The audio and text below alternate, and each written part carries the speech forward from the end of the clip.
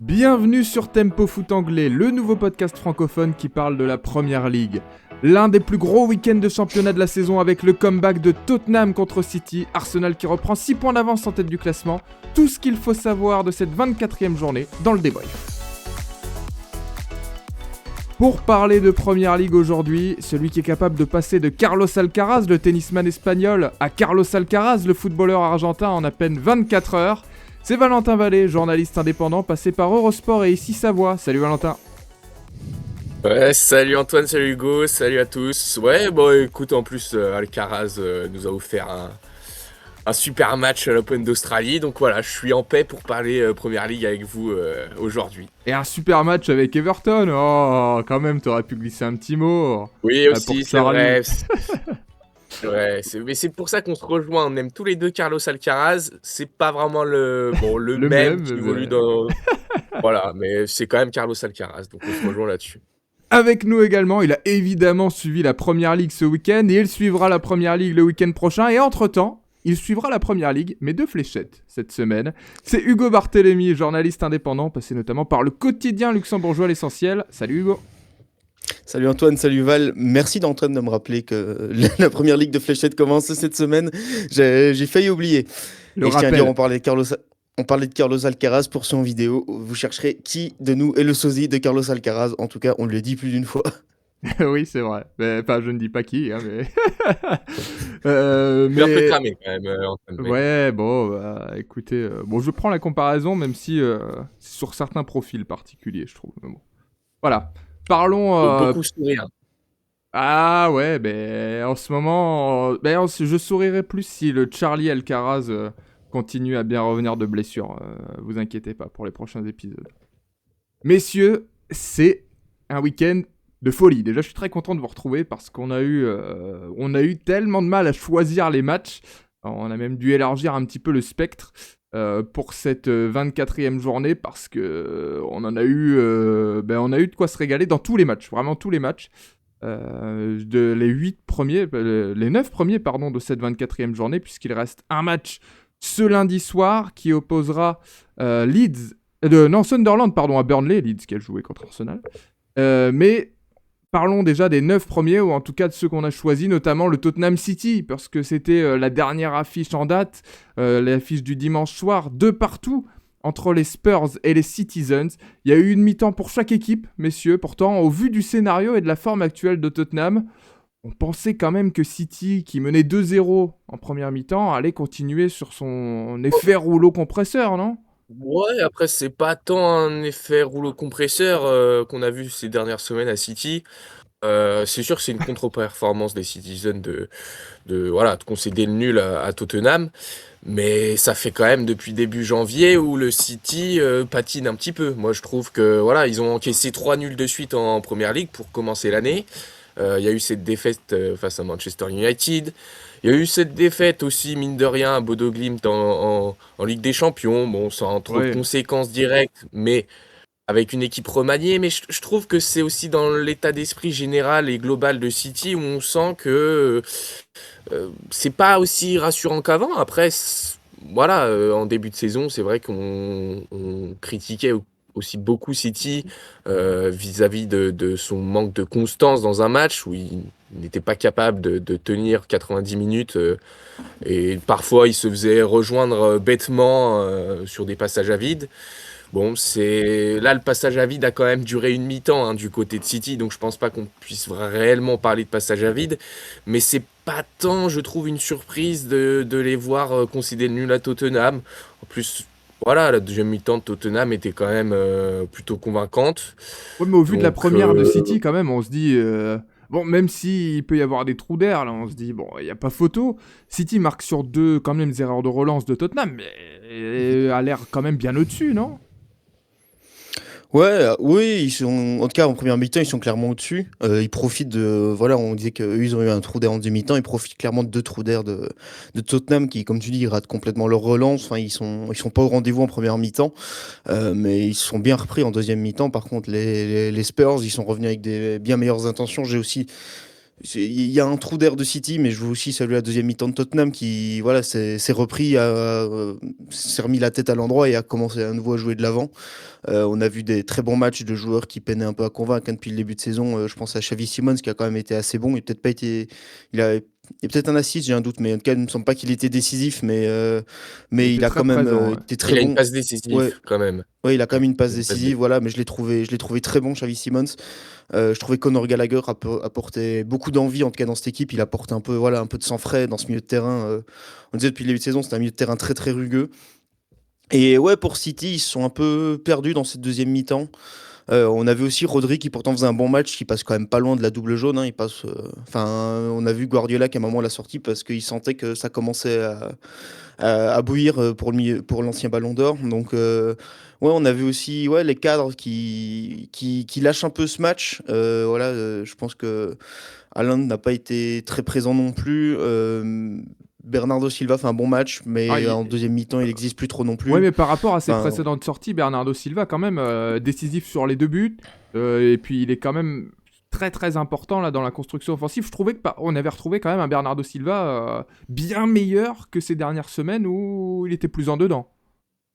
oui, oui, oui, oui, c'est vrai. C'est vrai que ça faisait quelques matchs où il était un peu transparent, Bernardo Silva. Et sur la défense, je considère que Marguerite, il apporte quand même beaucoup de sérénité. Roussanov est quand même bien meilleur avec Marguerite à ses côtés qu'avec le jeu de Max Alleyne. Donc, ouais, c'est vrai que la deuxième mi-temps de City laisse à désirer et c'est un peu le symptôme des dernières semaines. On a l'impression qu'ils laissent passer leur match alors que pourtant ils avaient tout en main. Je me souviens qu'en début de saison, en moment de la saison, quand il y avait eu quelques victoires folles avec beaucoup de buts dans les deux sens, on disait attention, ça va bien. Enfin, pour l'instant, ça basculait du bon côté, mais ça pouvait basculer de l'autre côté. Là, on est un peu dans cette dynamique où City arrive à marquer, arrive à être bon, mais n'arrive pas à tenir les matchs.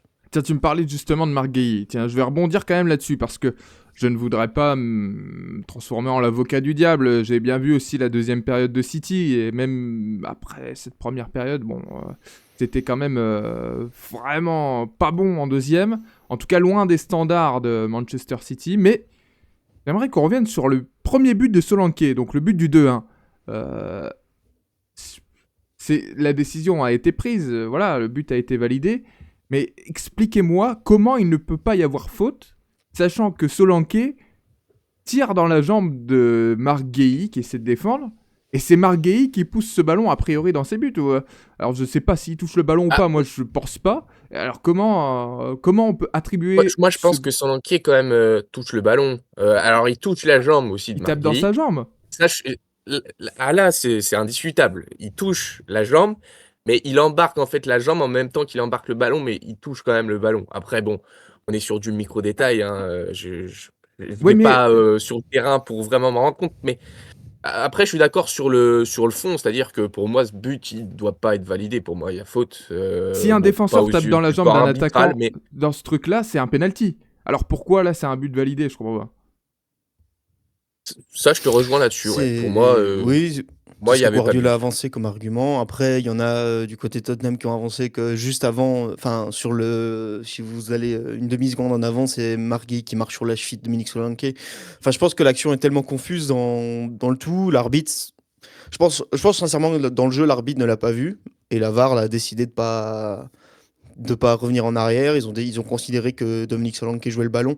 C'est assez litigieux. On sait que la première ligue est toujours plus rugueuse que les autres championnats, mais c'est vrai que là, Ouais, mais comme c'est une là, action de but, on peut se poser des questions. Thomas Frank lui-même a dit hein, qu'il trouvait ça c'est étonnant et que lui il regrette encore que le but d'Ekitike ait été validé la semaine dernière, parce qu'il considère toujours qu'il y avait deux mains dans le dos. Donc, mais ça n'a rien à voir. Non mais oui, mais ça n'a rien à voir. oui, mais c'était pour signaler que de manière générale, sur les actions de but, l'arbitrage était un peu laxiste. On l'a souvent évoqué sur les corners.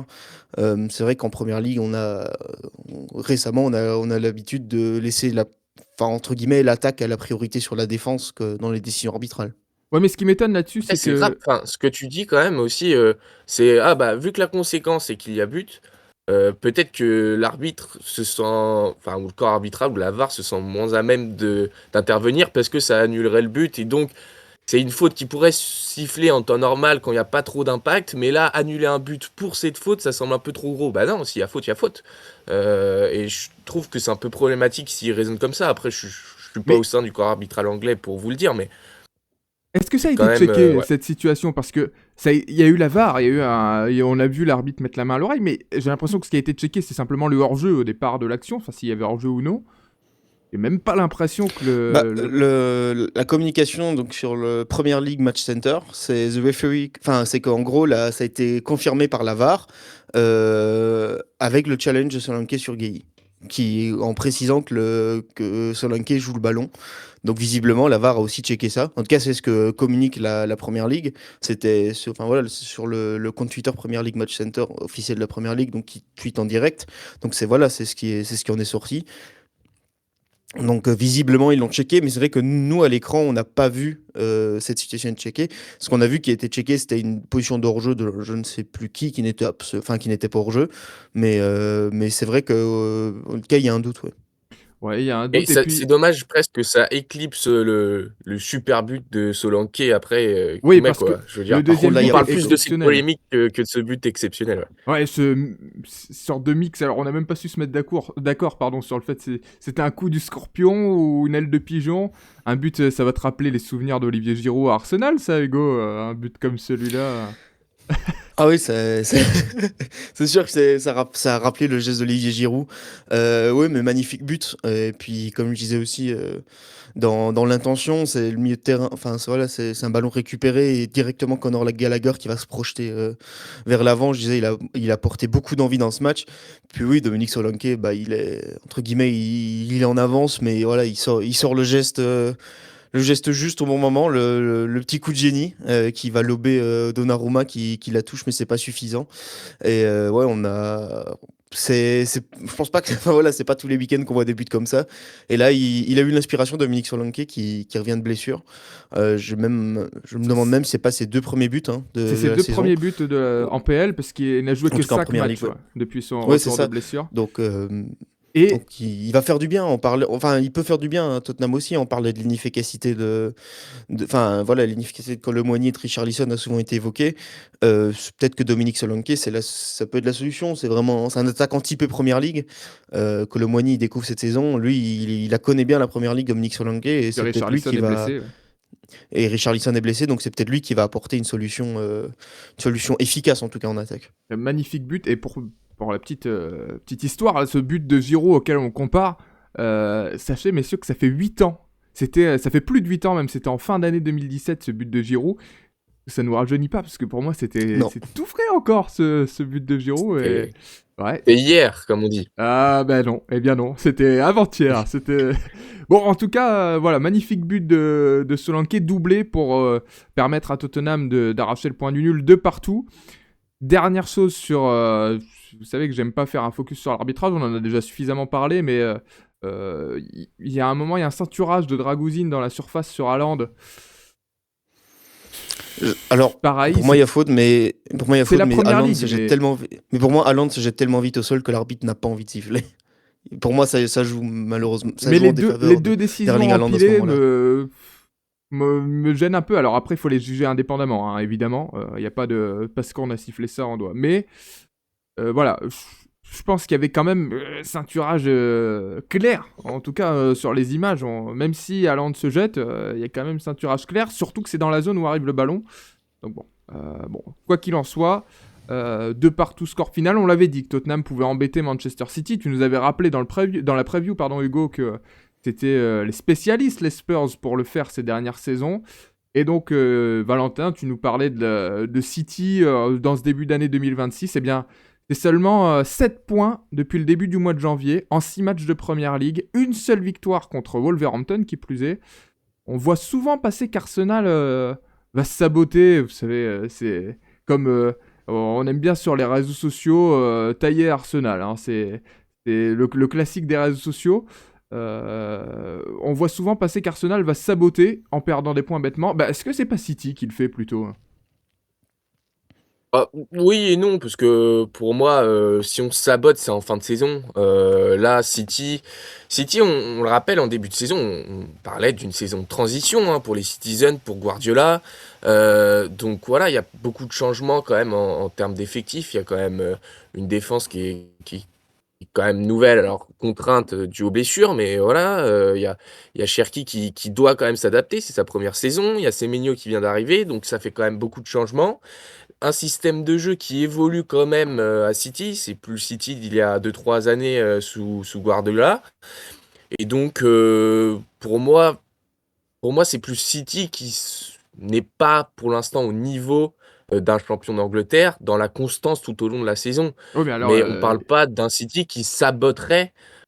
Pour moi, on parle, enfin voilà, si on parle d'Arsenal qui pourrait se saboter, c'est dans les 5 dernières journées où ils perdent bêtement ou subitement ils perdent leurs moyens. Pour moi, on voit pas un City qui perd subitement ses moyens, c'est début quelque chose de 2026, plutôt là. logique. Ils C'est sont quand même pas sur une mauvaise illogique au passe. vu de leur saison, pour moi. Ouais. Ouais, je suis. Enfin, Après, je suis la mitigé mauvaise passe est là-dessus. quand même fortement liée aux blessures de Ruben Dias, John Stones et Josko Gvardiol, parce que on l'a noté offensivement, ils sont plutôt bons, mais c'est quand même défensivement que ça pêche avec quelques errances. Faut le temps que Marguerite s'adapte. On l'a dit, Roussanov, il a quand même pas non plus une énorme expérience en première ligue, même s'il est arrivé l'année dernière, il n'a pas encore joué beaucoup de matchs.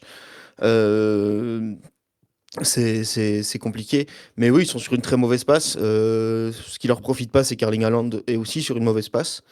Ce qu'il a déjà marqué en 2026, un penalty, il me semble, en Je suis première même ligue, pas c'est tout. convaincu, ouais. Et peut-être en Ligue des Champions, mais en tout cas, il a un rendement assez faible depuis quelques semaines. Phil Foden, qui avait extrêmement bien entamé la saison, on retrouve un peu le Phil Foden de l'année dernière, hésitant, qui sait pas trop quoi faire du ballon. Jérémy Doku était blessé, ça aussi c'est un coup dur, hein. C'était une des pièces maîtresses depuis le début de saison offensivement, donc ouais, c'est compliqué. C'est compliqué pour eux avec les blessures. Donc entre guillemets, comme le dit Val, bon, c'était assez prévisible, en tout cas quand on voyait les absents. Mais c'est vrai que c'est dommage parce ils revenaient pleinement dans la course au titre et là ils s'en rééloignent à nouveau. On a l'impression que dès qu'ils y croient à nouveau, bah, il y a un nouveau coup d'arrêt et Arsenal, eux, maintiennent la cadence. Ouais, et pour répondre à ta question, Hugo, effectivement, un seul but marqué, c'était sur penalty face à Brighton pour Erling Haaland depuis le début 2026. Pas de but dans le jeu. On avait parlé aussi des recrues qui seraient donc décisives, hein, au vu du scénario de cette saison. But de Cherki qui est arrivé donc cet été à City. But de Semenyo qui est arrivé But de cet hiver. Semenyo. Et bon, alors but contre son camp ou non de Marc Guéhi, ça, Non d'après la Ligue, mais enfin d'après a la priori, fédération des arbitres. c'est attribué à Solanke. Alors, c'est qui doit toucher le ballon, hein, mais bon. Voilà, on en a déjà fait suffisamment sur ce but, mais moi, je la reviens toujours pas. Bon, ceci étant, ça fait les affaires d'Arsenal, parce que, comme vous l'avez dit, messieurs, Arsenal reprend 6 points d'avance sur Manchester City et fait taire ses détracteurs. Parce que, voilà, hein, c'est souvent une équipe quand même sous le feu des critiques, hein, je le disais il y a quelques instants. Il y a une communauté qui aime bien taper sur Arsenal. Nous, on est content d'avoir aussi notre gunner qui défend Arsenal et qui a dû se réjouir quand même de cette victoire 4-0 sur la pelouse de Leeds. On l'avait dit, ça faisait près de 3 mois que Leeds n'avait pas perdu à Elland Road, mais magnifique victoire des Gunners ce week-end. Et notre Mikel Arteta maison nous avait prédit la compo qui a bien fonctionné avec cette association Kai Havertz, Victor Gyökeres. Ouais, avec un 4-2-3-1, ça fait Il s'est très reconnu longtemps sur le Mikel qu'Arsenal. Arteta maison, hein, vous avez remarqué. Ça faisait très longtemps que Mikel Arteta n'avait pas aligné une autre composition que son 4-3-3 assez classique, en tout cas en première ligue. Et là, oui, il est passé sur un 4-2-3-1 avec justement Havertz un peu plus haut, derrière l'attaquant, donc qui était Victor Gyökeres sur ce match, et avec Declan Rice et Zubimendi un peu plus bas. Ça a plutôt bien marché sur ce match, ça a été plutôt efficace. Gyökeres a même marqué, donc ouais, l'association a plutôt bien marché. Kai Havertz a apporté quand même de l'impact physique aussi dans ce milieu de terrain que Martin Odegaard, par exemple, n'apporte pas forcément. Donc il a été plutôt intéressant. Quand même noter que Gyökeres, depuis début 2026, il est sur 6 contributions offensives, hein, assists et buts compris. Bon, il y en a 2 contre le Kairat Almaty, mais les autres, c'est contre Chelsea, l'Inter de Milan et contre Liverpool et contre Leeds. Donc ça, il commence quand même à retrouver un peu de forme. Alors, alors c'est la première fois en Première Ligue, mais les autres fois, c'est en Ligue des Champions et en Cup et ça avait plutôt bien marché. Donc, donc finalement, oui, il a fait le bon. On parlait du choix du numéro 9. Visiblement, sur ce match-ci, il a fait le bon choix, Mikel Arteta. Et on parlait justement de cette enfin, de cette panoplie de choix qu'il a entre Jesus, Havertz et Gyökeres. Là, il a décidé d'en aligner deux. Et Jesus s'est même monté et a aussi marqué. Donc ça montre que les trois semblent être maintenant en forme, en confiance. Et c'est tout au crédit de Mikel Arteta qui gère bien Oui, ses hommes pour c'est l'instant. Et il y avait soit du c'est vrai que numéro j'étais 8 plutôt. aussi. Oui, Val. Oui, et puis oui, du numéro 8, mais c'est vrai que j'étais plutôt sceptique. Je pensais pas qu'il pouvait mettre sur le banc Martin Odegaard. Et il se trouve que ça a été vraiment un bon choix, comme l'a dit Hugo. Et puis l'impact qu'a eu Martin Odegaard, je trouve, en deuxième période est très intéressant parce que au final, bon, la différence était déjà faite sur coup de pied arrêté en première. Mais il a su encore plus exploiter, je trouve, les espaces en profondeur dans la défense de Leeds avec ses passes merveilleuses. Et je trouve qu'il a amené beaucoup plus d'impact que si c'était en première période où la défense était quand même un petit peu plus resserrée. Là, il y avait plus d'espace. Il a trouvé des passes que lui seul ou presque peut trouver. Et j'ai trouvé très intéressant dans ce rôle aussi pas de super sub, mais de rentrer comme ça en deuxième période, c'était intéressant vu l'impact. Et puis juste un petit mot aussi sur Madueke quand même, qui a remplacé Quel au match, pied hein. levé Bukayo Saka. C'est quand même un petit coup dur la blessure de Saka. Oui, Et c'était un peu petit. Madueke nous sort un match, mais exceptionnel. C'est lui qui débloque presque la situation sur les deux premiers buts avec un premier centre et un corner rentrant pour le deuxième but. Donc franchement, ça montre aussi, on le sait, mais le réservoir énorme dont dispose Arsenal. Et ça s'est encore une fois montré décisif face à Leeds. Il ne devrait pas être blessé très longtemps, hein, Bukayo Saka, a priori. Non, Mikel Arteta parlait d'une gêne à la hanche, donc ça avait l'air d'être plus de la précaution qu'autre chose. Voilà, c'était pas le match de l'année à jouer et Madueke est quand même en plutôt bonne forme depuis le début de saison, donc je pense que Mikel Arteta a surtout pas voulu prendre de risques. Mais ouais, à voir. En tout cas, il y a pas eu un rapport officiel maintenant qui disait quand serait le retour de Bukayo Saka, mais c'est vrai que sur les premières communications, en tout cas, ça semble pas être une blessure au long cours.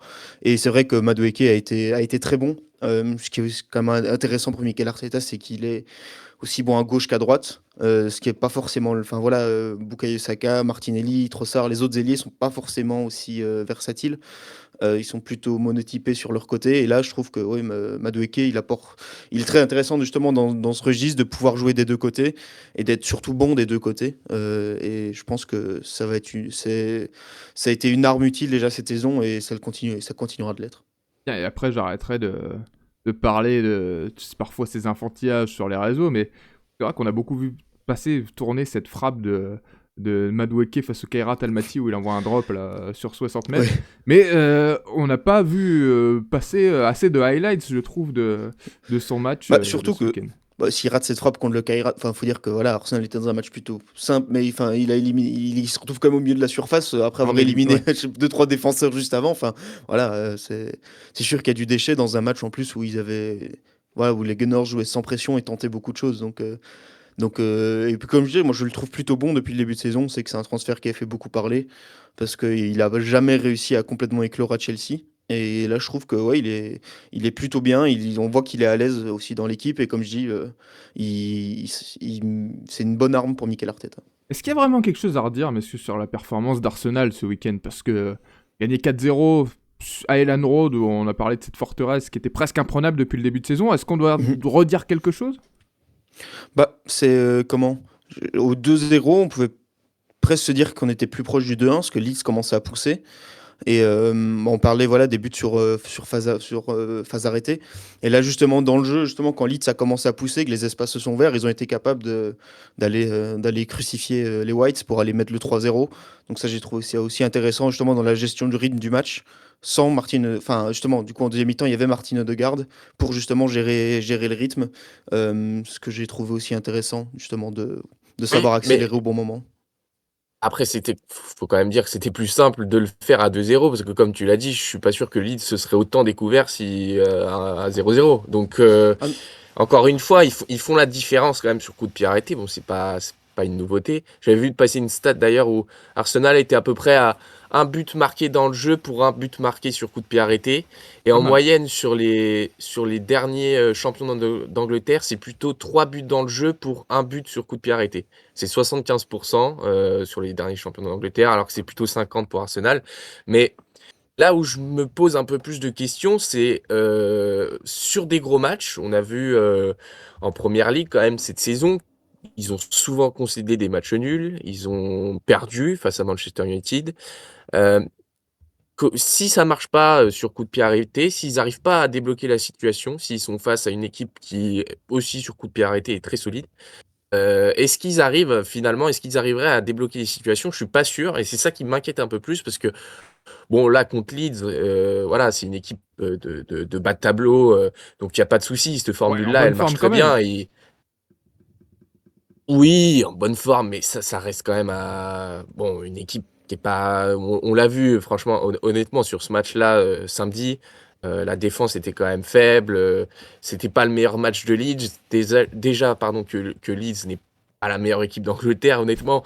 C'était pas la meilleure défense, mais voilà, c'est plus sur la stratégie d'Arsenal. Ça marche très bien contre ce genre d'équipe, mais à voir en fait si ça peut marcher face à des équipes un peu plus solides. Et est-ce que c'est une explication aussi du récent, pas coup d'arrêt d'Arsenal, mais qui avait plus gagné depuis 3 matchs quand même en Première Ligue avant cette rencontre face à Leeds? Est-ce que ça s'explique par ça et au final, en retrouvant un adversaire d'un calibre un peu moindre, ils arrivent à débloquer la situation sur coup de pied arrêté ou est-ce que bon, c'est quelque chose d'un peu plus passager? Je sais pas, mais en tout cas, ça m'interroge sur la stratégie globale en fait face ap- d'Arsenal. Après, pour aller dans l'autre sens que toi, c'est que Arsenal a fini invaincu de sa phase, même en ayant gagné tous les matchs de Ligue des Champions, en ayant joué le Bayern et l'Inter. Donc, et en ayant des performances très convaincantes en plus contre les deux, surtout contre le Bayern. À ce moment-là, je pense que pour tout le monde, Arsenal est à ce moment-là la meilleure équipe d'Europe. Euh, je pense que il y a une chose, c'est qu'en première ligue, les adversaires sont plus rodés au système de Mikel Arteta et forcément connaissent mieux et aussi moins envie de jouer parce qu'ils savent à quel point Arsenal peut être. On a parlé justement de quand Leeds se découvre, bah Arsenal est quand même très bon aussi en transition, c'est-à-dire que on parle souvent des coups de pied arrêtés, mais ils ont des joueurs plusieurs joueurs qui sont très bons dans les espaces. Et alors que bah voilà en Ligue des Champions, quand le Bayern vient pas pour mettre un bloc bas face à Arsenal. Euh, ni l'Inter. Enfin voilà, c'est des équipes qui ont pas envie de jouer à ce genre de jeu. Donc c'est sûr qu'en Angleterre, pour eux, c'est peut-être plus compliqué parce que bah, quand vous jouez la Première Ligue, finalement, vous vous dites, moi je m'en fous, même si je suis Manchester United, enfin ils l'ont pas fait, mais même si je suis un cadre de Première Ligue, si je dois mettre un bloc bas, je mettrai un bloc bas. Et, euh, et je pense que ça, ouais, c'est le seul truc où je peux aller dans ton sens, c'est la non-alternance. C'est-à-dire que c'est quand même très monotypé le jeu d'Arsenal. C'est comme on disait, les phases arrêtées et beaucoup de jeux en transition. Et pour les buts en tout cas. Et c'est peut-être ça qui pourrait leur faire défaut. Après, je pense que sur cette saison, on a parlé des faux pas des autres équipes. Et je pense que personne n'a la régularité, en tout cas actuellement, pour aller chercher Arsenal. Ça peut encore changer d'ici la fin de saison. Mais là, à l'instant T, j'ai l'impression que personne ne l'a. Les Gunners, donc, à 53 points après 23 journées, 6 d'avance sur City, 7 sur Villa. Et après, derrière, c'est décroché, puisque 12 sur Manchester United. Euh, pour l'instant, Arsenal tient le bon bout vers ce titre de champion d'Angleterre, même s'il reste énormément de temps et des matchs encore cruciaux à jouer. On part sur les bords de Mersey pour retrouver Anfield et Liverpool, vainqueurs 4-1 de Newcastle ce week-end. Et messieurs, on en avait parlé dans la preview, Liverpool n'avait pas gagné de 2026 en championnat. Ça, c'est quand même... Je sais que t'aimes bien cette expression un peu anglaise, un statement, Valentin, de la part des Reds. Ouais, alors hormis les 30 premières minutes quand même, qui ont été très compliquées pour les Reds et à la faveur de Newcastle, qui menait d'ailleurs dans ce match. Mais oui, après, c'est 60 minutes d'un très très bon niveau, un match référence, on peut le dire, ou du moins 60 minutes référence. Et c'est vrai que ils en avaient bien besoin, parce qu'ils n'avaient pas gagné en Première Ligue, tu l'as dit, et cette En année plutôt, 2026, ouais. 2026. Oui, oui, oui. Mais j'ai trouvé que c'est fou parce qu'avec Liverpool, c'est ou tout ou rien. Soit on les voit très bas, soit là, on est enchanté. On ne peut que l'être face à un match d'une telle qualité de 60 minutes où Wirtz, enfin le duo Wirtz et Kitike, c'est pareil. C'était quand même assez fantastique, C'est assez les deux qui, fabuleux. c'est les deux qui font tourner tout le match, et même, enfin, Ekitike avec son doublé. Oui, oui, tout à fait. C'est les deux qui font tourner le match. Et puis, Wirtz, c'est vrai qu'on ne le voit pas souvent dans ce rôle un peu de 10, qui est en soutien de l'attaquant. C'est vrai que des fois, on le positionne à droite, sur un côté ou quoi.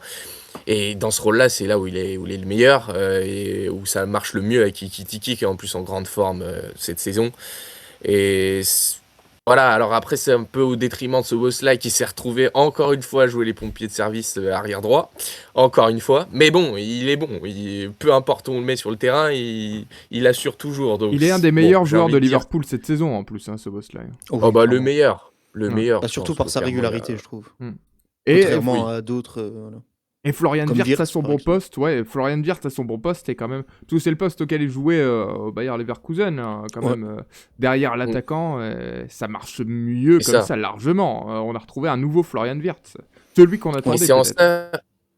Et c'est en ça que peut-être c'est le match référence, parce qu'on voit que bah, quand on met Wirtz à son poste, ça bonifie tout le jeu de Liverpool. Et je pense il faut que ce soit comme ça presque tous les matchs. Alors après, à quelle place on met Szoboszlai, quid de Salah, bon, qui a toujours pas été à la hauteur du Salah qu'on aimerait voir du côté des Reds.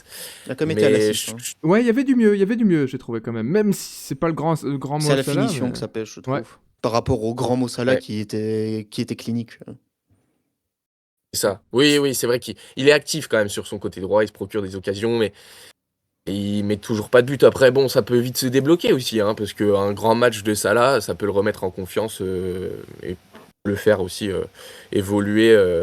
Enfin voilà, s'il marque, il peut se relancer complètement. Mais en tout cas, oui, on a parlé de match référence, de statement, comme tu l'aimes à le dire, et je pense que c'est qui plus est face à Newcastle sur le papier, qui est un adversaire quand même solide, même si dans les faits, ils ont un peu pris l'eau.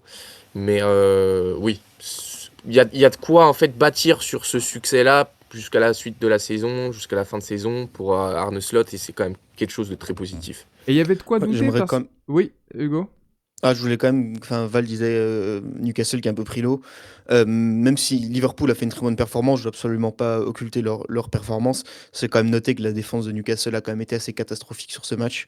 On l'avait noté en preview hein, que c'était un enjeu pour les deux équipes d'un peu régler leurs problèmes défensifs. Et là, du côté de Newcastle, visiblement, il reste du travail.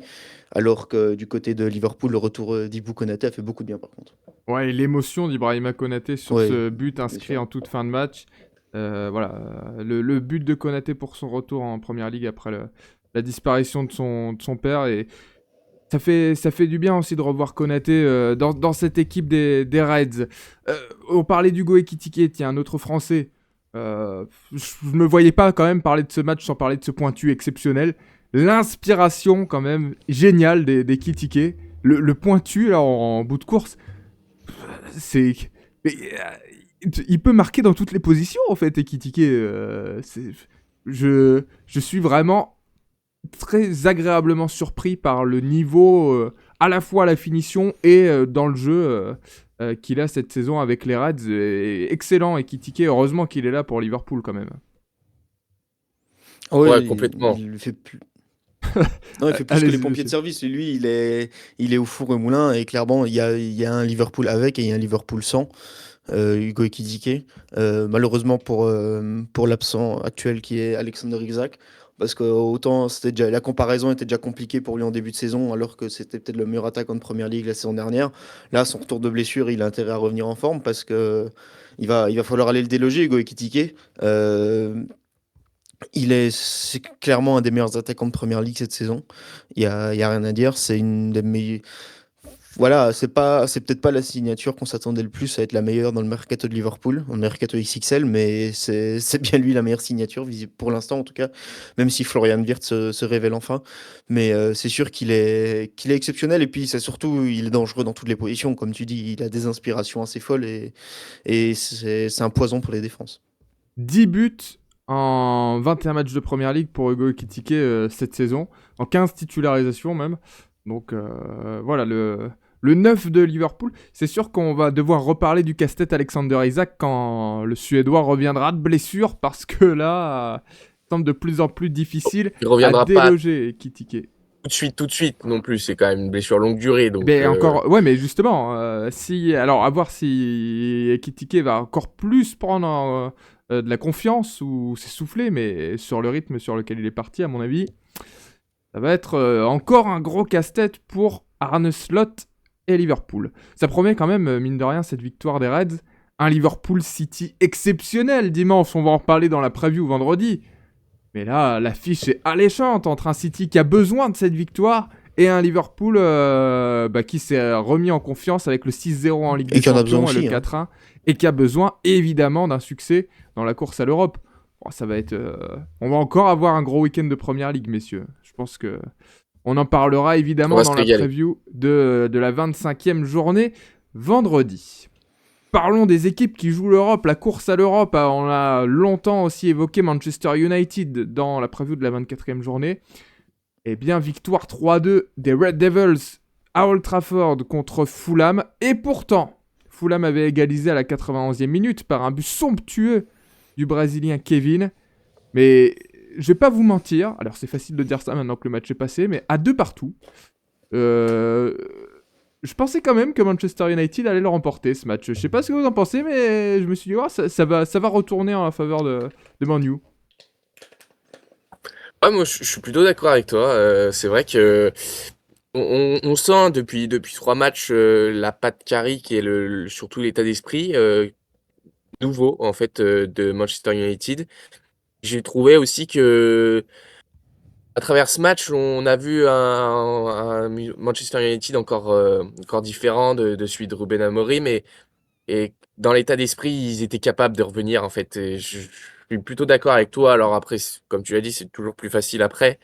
Mais de par les joueurs qui sont en surconfiance, les Mbeumo, les Bruno Fernandes, les Ça s'affole pas, Cunha, ouais. Ça s'affole pas. et ça s'affole pas. Et puis il y a une envie démesurée vraiment d'aller gagner. C'était un match piège hein, sur le papier, parce qu'on avait dit bon, les 2 derniers matchs, il n'y avait pas de souci au niveau de la motivation pour tenter de l'emporter face à des mastodontes. Là, face à Fulham, c'était un petit peu un match piège, ou du moins un match quand même, Et ça a un failli. statement peut-être, Oh, parce que, ouais, bah, là t'es peut-être, dur. Enfin, là, t'es non, excessif quand même. je suis excessif, mais pour savoir vraiment ce qu'il y a à Manchester United dans le ventre, est-ce que c'est parti pour durer ou pas jusqu'à la fin de la saison? Et puis bah voilà, encore une fois, Manchester United a su mettre le coup d'accélérateur quand il fallait, dans le temps additionnel, alors qu'il venait d'encaisser l'égalisation. Ce but magnifique de Sesco, mais ça se sentait. Je suis d'accord, c'était dans l'air à Old Trafford. En plus, je trouve qu'on retrouve quand même, ça nous fait vivre des émotions à Manchester United qu'on n'avait pas vécu depuis un moment, et ça fait plaisir, je trouve, d'avoir cette équipe qui fait peur. Alors, je l'ai vécu en tant que supporter lyonnais la saison dernière, où c'est pareil, je sentais que Manchester United, en fin de match, une fois qu'on avait encaissé l'égalisation, allait marquer, et c'est venu avec Maguire. Bah là, c'était pareil. Je sentais que Manchester United allait repasser devant. Ouais, moi je suis. Enfin, avec le recul, je salue la détermination et la mentalité qu'il n'y avait pas du tout sous Amorim, justement d'aller se battre jusqu'à la dernière minute pour égaliser. Mais moi j'avoue, sur le moment, j'ai vu. Enfin voilà, on les voit un peu tête baissée quand ils prennent le but, parce qu'en plus, c'est un sacré pétard hein, qui nous a mis Kevin là, parce que c'est son premier, je pense, Premier en but en première première ligue. ligue. C'est une sacrée entrée en matière. Et ouais, sur le moment, je me dis, ouais, ça va être dur. Parce qu'on l'avait dit en plus, Fulham était. On avait dit que ce serait un piège, Fulham, mais ça le prouve hein, quand ils viennent égaliser comme ça. Et moi, à ce moment-là, en plus, je vois les joueurs de Fulham, être un peu. Voilà, eux, ils sont surmotivés. Eux, ils se disent, ok, là, à ce moment-là, il reste quoi, 5-6 minutes. Eux, ils se disent qu'ils peuvent faire le gros coup. On l'avait dit qu'une victoire pour Fulham, serait très intéressant dans la course à l'Europe. Euh, mais du coup, ouais, après coup, en tout cas, je salue la mentalité qu'a installé Michael Carrick. On a quand même un peu l'impression que le vestiaire, enfin, de manière générale, avait un peu abandonné sous Amorim. Il n'y avait plus du tout la mentalité. Et là, ils se sont pas démontés. Ils ont continué à pousser. Et quelle inspiration en plus de Bruno pour aller servir Sesco sur ce troisième but. Voir cette image de Alex Ferguson qui se lève sur le but de Sesco, vrai geste de numéro 9 d'ailleurs de Benjamin Sesco, dont Ouais. enfin, on en a pas eu cette saison, on n'a pas eu beaucoup de la part de Sesco depuis son arrivée. Et encore une fois, délicieusement servi par Bruno Fernandes, véritable maestro. Je sais, vous allez me dire, monsieur, que j'ai pas été tendre avec lui à multiples reprises cette saison. Ça n'occulte rien, enfin, ça n'enlève rien à ce que j'ai dit, mais il est quand même exceptionnel. Depuis l'arrivée de Carrick, déjà, je trouve qu'il est. C'est il a pris une autre dimension dans le sens où il pèse dans le jeu sans être. Enfin, sans créer une dépendance un peu malsaine par rapport à ce que je disais sur les épisodes précédents. Mais alors, d'une part, son coup de pied arrêté pour Casemiro, qui est parfaitement brossé. Et Casemiro, il a juste à mettre la tête. Il a même pas à mettre de force, tellement l'effet est parfait Enfin, il en met quand même, hein, mais tellement l'effet est parfait pour finir après dans le but. Et puis la feinte de corps, puis la passe décisive pour Benjamin Sesko. Bon, d'accord, je vous accorde quand même le fait que Bruno Fernandes a largement la capacité de mener une équipe à un plus haut niveau, ce dont je doutais Et encore. après, tu parlais ouais, d'une dépendance un peu toxique. Moi, je trouve que en fait, Bruno Fernandes, il a pas changé de niveau de jeu. C'est juste toute l'équipe autour de lui a augmenté en fait son niveau, a élevé son niveau de jeu. Et du coup, ça bonifie encore plus ses actions. Mais pour moi, il n'y avait pas de dépendance toxique. C'était le seul qui surnageait dans cette équipe avant à créer des occasions et créer quelque chose. Donc forcément, si t'es pas dans un beau jour, bah il y avait plus rien. Mais en fait, le problème, c'était plus l'état d'esprit général de l'équipe. Et vu que là, l'état d'esprit est juste monstrueux en ce moment et qu'il marche sur l'eau, et ben Fernandez, c'est en fait la tête d'affiche de ce renouveau de Manchester United. Mais pour moi, c'est pas nouveau de voir Fernandez à ce niveau-là. Bon, tout n'a pas été parfait en tout cas ce week-end pour Manchester United, qui a quand même eu quelques petites périodes, notamment je pense à la fin de première période où ils sont quand même un petit peu submergés. Ne serait-ce que Man U gagne son 3e match de suite, et sachez que 3 matchs gagnés de suite en première ligue, ce n'était arrivé qu'une fois sous l'ère Amorim, donc en 1 an et demi. Une fois en championnat hein, exclusivement, c'est arrivé 2 fois toutes compétitions confondues. Mais donc en première ligue, un seul enchaînement de 3 victoires consécutives, ça s'était arrêté là. Et là, au vu de la série qu'il y a eu pour Man U avec Manchester City, Arsenal et même Fulham, on se dit que peut-être que Frank Aylett va enfin pouvoir se couper les cheveux après 5 victoires de suite pour les Red Devils sur les réseaux sociaux. Ça semble plausible, même si on sait que Manchester United est capable de laisser des points en route. Oui, Hugo, j'ai vu que... Non, sur Frank Oh non, Aylett, je t'ai vu... en fait, si tu ne la sortais pas, je la sortais moi. Donc, Ah bah, j'allais j'ai dire vu à ton bonne sourire. nouvelle pour Frank Je Aylett. l'ai imaginé. Non, comptablement, en tout cas, et en tout cas dans l'envie affichée, hein, ce que tu soulignais, Val, ce sont quand même des débuts réussis pour Michael Carrick. Une nouvelle fois, même si on a dit que c'était un match quand même qui était important et qui était aussi... qui allait en dire long sur ce qu'on allait voir de Manchester United ensuite. Il va quand même nous rester à voir si ça reste constant, en tout cas dans le temps, pour les Red Devils, qui, avec des performances comme ça, pourraient retrouver la Ligue des Champions. Ce serait bien, mais on en est encore loin. Partons chez un rival, quand même, de Man U. Enfin, en tout cas, une équipe qui nous a offert des sacrés matchs contre Man U ces dernières saisons. C'est Chelsea. Chelsea qui s'est imposé contre West Ham, pareil, au bout du bout. Dans un derby de Londres exceptionnel, victoire 3-2 pour les Blues. Ça, c'était vraiment un bon derby comme on les aime. Un match qui se décide dans les dernières minutes. Les esprits qui s'échauffent. Ouais, il y a même eu un carton rouge, on va en reparler Porto Niveau, mais euh, honnêtement, messieurs, alors évidemment, on n'aime pas que ça dégénère, mais on aime bien voir quand il y a de l'intensité comme ça. Ça, c'est un vrai match de foot anglais, non? Un vrai derby, quoi. Ah, bon, on Ah, avait l'impression d'être de retour à l'époque de John Terry où toute sa famille en tribune était Ah bah dans voilà. était dans l'autre camp. Voilà, était du côté de West Ham. Non, mais c'est sûr que là, il y a eu, en termes d'intensité, ça a été quelque chose. Mais on a quand même. C'est dommage que Chelsea n'était pas au rendez-vous dès le début de match, par contre. Oui, parce que la Mais voilà, première mi-temps, après, c'est zéro l'intensité pointé, hein. du fan. C'est ça. Mais l'intensité du début de match de fin de match, en tout cas, elle était là. Val, tu t'es régalé à voir. ouais, Tu l'as vu là cette image de Adama Traoré qui revient sur Joao Pedro là. bien Oh, sûr. oh, c'est Joao exceptionnel. Pedro qui est apeuré, on voit dans ses yeux quand même, on se dit oula, je peux pas trop tenir la comparaison en termes de masse musculaire, donc je vais éviter non plus d'aller trop au clash. Et surtout qu'il a déjà Alors que bon, envoyé Cucurella, Cucurella. Ouais. Oui, alors que Marco Kurela, il est 4 mètres voilà. plus loin, lui. Cucurella, mais même s'il fait 2 têtes de moins que Traoré, lui il y va. Par contre, il se pose aucune question, lui Ouais, il a c'est la fini. tête brûlée de Chelsea. Mais Il il a a fini fini bien par loin. terre du coup. Au Mais plaisir de beaucoup On de est monde, hein, quand même. débarrassé.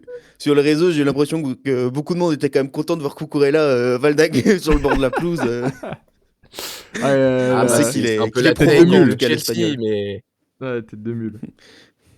c'est Ouais. la tête de mule. Mais oui, bien sûr, je me suis régalé. C'était un match fantastique. Et puis, bon, après, quand tu dis c'est dommage que Chelsea n'était pas au rendez-vous en première période, oui, c'est dommage pour les Blues. Mais au final, ça nous a donné aussi un scénario de match qui était quand même Ouais. plutôt intéressant avec West Ham qui avait 2 buts d'avance et qui a pu essayer de résister en deuxième période, même s'ils ont finalement cédé. Et je trouve que le scénario est juste parfait. Bon, comme vous l'avez dit tous les deux, c'est un match de première ligue. Voilà, c'est ça qu'on aime en première ligue. Si on nous demande une définition d'un match de PL, on monte ce Chelsea-West Ham, on dit bah voilà, c'est ça. Et je pense qu'on ne peut que aimer ce genre de confrontation parce qu'il y avait tout. Puis c'est vrai que Chelsea a montré quand même de belles choses hein, en deuxième période, avec un coaching notamment de Liam Rosenior qui était assez exceptionnel. Ouais, parce que vous l'avez dit, je vais vous relancer là-dessus, mais vous l'avez dit, messieurs, Chelsea était mené 2-0 à la mi-temps, hein, avec un West Ham euh, qui non seulement avait marqué 2 buts, mais quand même dominé dans le jeu. En tout cas, était loin d'être ridicule, et la preuve, hein, en ayant fait le break à la pause, avec un excellent notamment Jarrod Bowen, replacé sur son côté droit depuis quelques matchs, et pour qui ça fonctionne bien. Mais tout a tourné en deuxième avec donc ces changements à la pause, les entrées notamment de Cucurella, de Wesley Fofana et de Joao Pedro qui ont déjà ramené de la qualité technique au Blues et un allant supplémentaire. Ça, comme tu as dit, hein, ils étaient absents de la première période. On a même vu Robert Sanchez devoir aller calmer les fans à la mi-temps parce que ça commençait à chauffer en tribune. Et non, moi enfin, en tout cas, désolé pour lui, mais j'ai bien aimé Joao Pedro parce que Alejandro Garnacho était surtout absent de la première mi-temps. Il a absolument rien apporté. C'était un match très compliqué pour lui. Et quand Joao Pedro monte, bah, on sait qu'il est en pleine forme, hein. On a vu notamment aussi ses performances en Ligue des Champions face au Napoli où il a marqué tout le monde. Et là encore, il est buteur, il est passeur, il fait tout Joao Pedro. Et il a apporté beaucoup, beaucoup de dynamisme aussi dans cette équipe. Avec bah, Cucurella, on le sait, hein, c'est pas un secret. On l'aime ou on l'aime pas, comme on disait avant, c'est un joueur qui aime provoquer, mais il apporte une envie sur son côté droit, il apporte une énergie assez folle. Et Wesley Fofana, qui était très bon, j'ai trouvé, Ouais, dans cette deuxième période. Wesley Fofana a fait une excellente entrée en jeu et ce qu'il disait au micro de Canal+ à la fin du match, c'est que finalement Liam Rosenior leur a toujours manifesté cette confiance, même dans le vestiaire à la mi-temps, où il y avait 2-0 pour West Ham. Rosenior était toujours confiant envers ses joueurs. Il leur a dit voilà, j'ai confiance en vous. Et ça a marché. On sent qu'il y a l'alchimie avec Maresca n'était loin d'être mauvaise, mais c'est autre chose. C'est une autre manière de manifester la confiance auprès des joueurs et de faire les bons choix aussi pour Liam Rosenior, qui ont été vraiment payants, coaching vraiment payant. Ouais, c'est ça. Ah, Après, ouais. on parle beaucoup. Je pense qu'il y a un changement aussi d'état d'esprit dans la manière de coacher. Euh, bon, la Michael Carrick, c'est beaucoup d'envie, de détermination. Liam Rossenior, c'est un autre style. C'est un peu plus policé, mais en même temps, je pense que dans son discours, il sait activer de bons leviers pour permettre à Chelsea de se transformer. Et puis, bah, les changements qu'il a fait, on l'a dit, mais ils font tourner le match. Donc, c'est un match vraiment très important pour Liam Rossenior. Il marque encore une fois beaucoup de points, alors qu'à 2-0 à la mi-temps, je pense qu'il y a beaucoup de journalistes anglais qui se préparaient à critiquer Liam Rossenior dans leur papier à la fin de match, et au final, il leur donne tort. Donc, c'est très fort. Moi, je trouve que c'est très fort de la part de Rossenior. Et puis le fait aussi d'avoir gardé Cole Palmer tout le match, alors que il est sur le retour depuis un bon mois désormais, Cole Palmer. Il a toujours pas fait de match exceptionnel. Je crois qu'il a quand même marqué ou délivré une passe décisive. Mais en tout cas, voilà, c'est pas le Palmer de la saison dernière. Et pourtant, il le laisse sur le terrain. Il lui donne de la confiance aussi. C'est important. C'est la preuve qu'il y a Et quand je même trouve que une hiérarchie qui se dessine dans cette équipe de Chelsea. Et oui, je pense que, surtout avec ce match-là, je pense que c'est clair qu'il y a une hiérarchie qui commence à se dessiner. Bon, on va pas taper sur Delap, mais c'est vrai que Joao Pedro, encore une fois, quand même, bah, marque tes points, parce que quand il est aligné en neuf comme ça, en pointe, il est quand même toujours très bon. Marque des points et marque Garnacho, des on l'a buts. dit. Parce que Delap n'est pas un plutôt bon impact, mais il ne marque pas de but. Enfin, moi, je trouve qu'il apporte dans le. Il est dangereux, mais il marque pas de but. Alors que Joao Pedro, il marque des buts, lui. C'est le problème de ces attaquants qui peuvent jouer en pivot, qui peuvent faire parler un petit peu leur puissance et leur physique ou leur jeu de remise, mais bon, dans les faits, si un attaquant ne marque pas, et en l'occurrence, s'il joue tout seul en pointe et qu'il ne marque pas, ça peut pas quand même fonctionner. Surtout que, voilà, en termes de hiérarchie, si on parle aussi de Garnacho qui a loupé très clairement sa première mi-temps, bah, Garnacho, voilà, il y a pas eu photo non plus en deuxième période.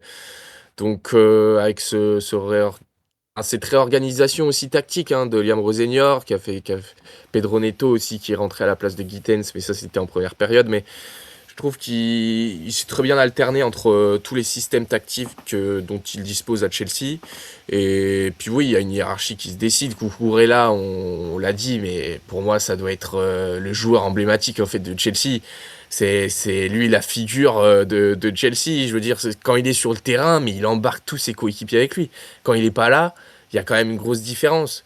Donc pour moi, oui, dans les différentes couches, hein, de Chelsea, que ce soit attaque, milieu, défense, il y a quand même des hommes forts qui se dessinent, d'autres qui perdent un peu des points. Et je pense que pour la suite de la saison, dans un effectif qui est vraiment immense, Liam Rossenior commence à avoir des réponses sur qui il faut titulariser et qui a un peu moins sa place sur la feuille de match, ou du moins un peu plus sa place sur le banc. Hugo, en deux mots, peut-être aussi sur West Ham qui revient à un moment provisoirement à 2 points des premiers non relégables dans ce match. D'un côté, c'est dommage hein, de gâcher un petit peu le travail en première mi-temps, même si. Est-ce que c'est vraiment gâché au final parce que, bon, face à un Chelsea comme ça, est-ce que c'est vraiment gâché? Ouais, c'est dommage, mais c'est pour autant encourageant. La semaine prochaine, ils jouent Burnley. C'est une belle occasion pour eux d'aller chercher des points. Après, il y aura quelques matchs peut-être un peu plus compliqués avec United, notamment. Mais en tout cas, ouais, c'est encourageant. Ils ont montré qu'en tout cas, ils avaient l'envie. C'était pas seulement sur ce match-ci. Ça fait quelques semaines qu'on voit que West Ham, il y a l'envie, il y a l'envie, il y a la qualité aussi, et il y a l'impact pour essayer de se maintenir. On voit qu'il y a d'autres équipes qui sont plus en difficulté. On avait parlé de Palace dans la preview. Nottingham qui est pas encore sauvé non plus, hein. Même s'ils sont sortis de cette zone rouge, ça reste compliqué. Leeds semble plus à l'abri, même s'ils n'ont pas beaucoup plus de points. Mais en tout cas, ouais, du côté de West Ham, il y a l'envie de se maintenir. Il y a l'envie aussi sur le terrain, du coup. Et je pense que les nouveaux arrivants ont pas encore. je sais pas ils ont pas encore marqué, ils ont pas encore eu un impact énorme, mais je pense que ça a apporté une nouvelle dynamique de changer des personnes dans le groupe, ça a apporté des choses et ça permet aussi aux anciens cadres, en tout cas, de retrouver de l'allant, comme on a parlé de Jarrod Bowen qui était une nouvelle fois exceptionnel. Et je pense qu'en tout cas, il y a de bonnes raisons d'y croire au maintien de West Ham, même si en face, il y a une sacrée concurrence. 6 points d'écart entre West Ham et le premier non relégable Nottingham Forest, et les premiers non relégables, puisque Leeds est aussi à 26 points. Devant, il y a du Crystal Palace avec 29. Justement, t'en parlais, Nottingham et Crystal Palace ont fait match nul ce week-end, un partout. Un nul qui n'arrange pas grand monde. Nottingham avait plutôt bien démarré, avait presque le match en main, jusqu'à cette magnifique parade de Nico Williams. Le problème, c'est que Nico Williams n'est pas gardien de but, il est arrière-gauche. Donc, carton rouge pour lui, et un partout avec l'égalisation de Ismaïla Sarr sur penalty. Palace qui a poussé mais qui n'a plus marqué, et donc qui doit se contenter d'un point. Attention pour les Eagles et pour les Tricky Trees dans la lutte pour le maintien. À noter qu'il n'y avait pas de Jean-Philippe Mateta du côté de Crystal Palace. Ça s'est senti. Ouais, ça s'est senti vraiment devant, parce que ça manquait de réalisme offensif, en tout cas devant. Il est sur le départ vers Milan, a priori, Jean-Philippe Mateta. Tandis Evan Guessant est arrivé en prêt d'Aston Villa pour la fin de saison. On aura l'occasion de vous reparler de tout ça dans le point transfert en début de preview de la 25e journée, puisque le mercato sera officiellement fermé, le marché des transferts. Donc Ce soir à 19h, heure anglaise, donc 20h chez nous, je pense. Voilà, c'est ça. Donc ce sera la fin de ce mercato. On fera un gros point en début de la preview de 25e journée. À noter quand même, on peut parler de Jérémy Jacquet, le défenseur de Rennes, qui est attendu, le jeune défenseur de Rennes, qui est attendu pour environ 70 millions d'euros à Liverpool, après avoir été pressenti du côté de Chelsea. Ceci étant, il n'arriverait qu'en début de saison prochaine du côté des Reds, Jérémy Jacquet. On va en reparler vendredi. Merci messieurs pour ce long débrief. Il y avait beaucoup de choses à dire en même temps. Les autres matchs de cette journée, donc il reste le Sunderland-Burnley ce lundi soir à 21h, après la fin, donc après la clôture du marché des transferts. Et ce dont on n'a pas encore parlé de cette 24e journée, c'est Everton qui est parti arracher le nul à Brighton en toute fin de match, Bournemouth qui s'est imposé 2-0 sur la pelouse des Wolves, et donc Aston Villa qui s'est incliné à domicile pour la deuxième fois de suite, défaite 1-0 contre Brentford. Merci messieurs pour ce point sur la 24e journée. J'ai vu qu'Hugo avait encore un petit quelque chose à nous dire, non ? Non, attends, pour Everton, attention à ne pas célébrer trop fort quand même en fin de match. Ça me plaît pas ce que tu me dis. Là, on en reparle dans cette preview de la 25e journée. Merci beaucoup, messieurs, et bonne semaine. Salut à tous. Merci Antoine. Ciao.